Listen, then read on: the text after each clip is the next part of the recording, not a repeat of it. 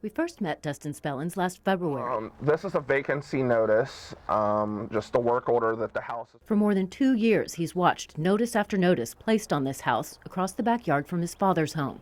And for more than 2 years, he's tried to figure out how to buy it out of foreclosure and move in. I grew up here. This is my neighborhood for 22 years of my life, and I just kind of want to help with it. He says although the county, the city, and Bank of America are all listed on different notices right here, no one could even find the property or what had been done to it in their records. And the numbers that people that Tulsa County told me to get a hold of led back to Bank of America, and nobody knows anything. With so many foreclosures, some properties do seem to disappear in the system, just as this home's owners seemed to disappear when they could no longer make payments. So we went to work, contacting Bank of America. Once we got in touch, BOA found the property in their system the very next day and got the foreclosure ball rolling again. You see, this property has been set to go to sheriff's auction 5 times in 3 years, pulled from the auction last minute each time, all while it sat empty and sometimes vandalized. We can see when stuff has been messed up, and we just try to keep an eye on it. But somehow, the appraised value has gone up. Tulsa Sheriff's Deputy Ed Pierce is in charge of running all aspects of foreclosure sales in the county. I've seen foreclosure property that I've walked into that there are food, dinner plates on the table, and it looks like the people are just so depressed, they just got up and walked out.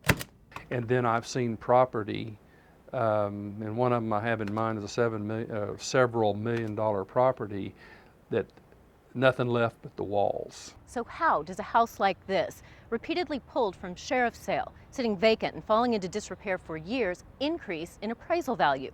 We went to some of the appraisers appointed by the sheriff to find out.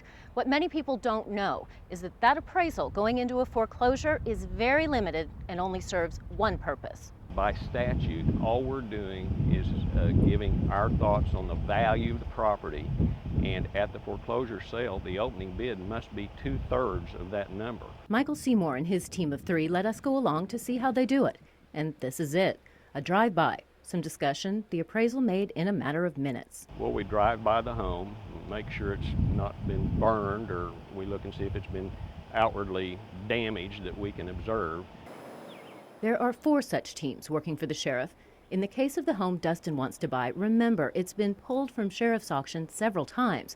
As we dug into its history, we found the home would go out for a new appraisal before being scheduled for another sale months later. And we found the appraisals went up. Seymour says he knows why. It may come up with a different team, and that team would go out there and have a totally different opinion of what another team would have. So where do things stand for this property? It came back up for auction in May. Bank of America bought it, and a BOA spokesperson says it will be conveyed to HUD and sold. By conveying the house to HUD, BOA will file essentially an insurance claim and get money back toward what it's owed from the owners who defaulted on the loan.